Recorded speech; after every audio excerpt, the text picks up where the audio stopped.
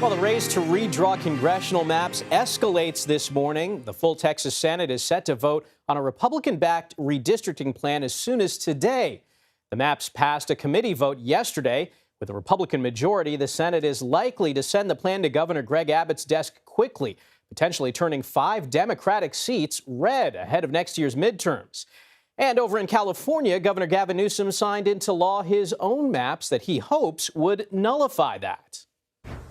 We're responding to what occurred in Texas. We're neutralizing what occurred, and we're giving the American people a fair chance. Because when all things are equal, and we're all playing by the same set of rules, there's no question that the Republican Party will be the minority party in the House of Representatives next year. And CBS News political reporter Hunter Woodall is live in Washington with the latest. Hunter, good morning. So it looks inevitable that the Republicans are going to get this through. So how are Texas Democrats preparing for this? Well, good morning, Michael. When you look at what's been happening in recent weeks, Texas Democrats had signaled for a while that when they did return to Texas, they would essentially start building the legal case against these maps. And that's exactly what's been happening. When you watch the House debate earlier this week, it was Democrats essentially saying this is why we think these maps are illegal and then building out why they think that is. Now, Texas Republicans have been steadfast that they believe what they're doing is legal, is allowed, and that they have the opportunity to do so, but it really could lead to a long court battle. And when you think about it, it seems like the 2026 midterms are far away. When you think of candidate filing deadlines and how long it takes to build out a campaign, all of this would have to happen relatively quickly in the coming months. And Hunter, I want to talk about what's happening in California. Governor Gavin Newsom signed into law his counterpunch to Texas.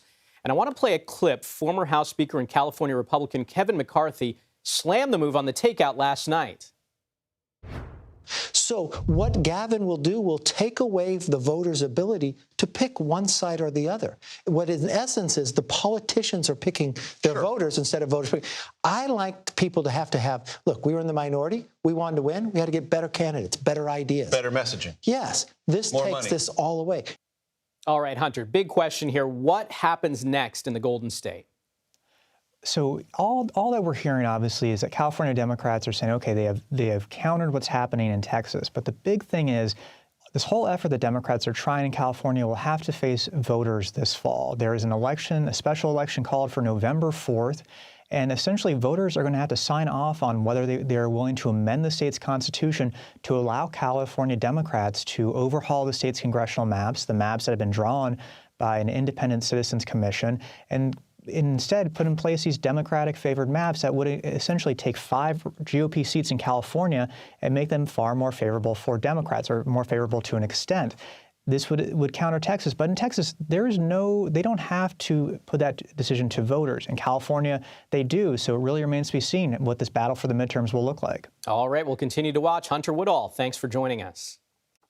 Well, President Trump is now suggesting Missouri will be the next state to redraw its congressional maps to add even more Republican seats ahead of the 2026 midterms.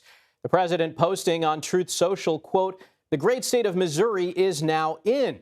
Now, currently, Republicans hold 6 of Missouri's 8 House seats. And in Florida, Governor Ron DeSantis is pushing a new congressional seat entirely. He claims the Sunshine State was undercounted in the census and needs at least 1 more seat. Now, Florida's Attorney General has written a letter to the Census Bureau asking for this to be fixed now. If that relief is given, then that would obviously force the Florida legislature to have to redraw the maps that we have for U.S. House of Representatives, because we have 28 districts currently. We would presumably have 29, but we are going to press this issue. And DeSantis did say that this would have to happen in the next 3 to 6 months to get that done. He also called for the census to be changed.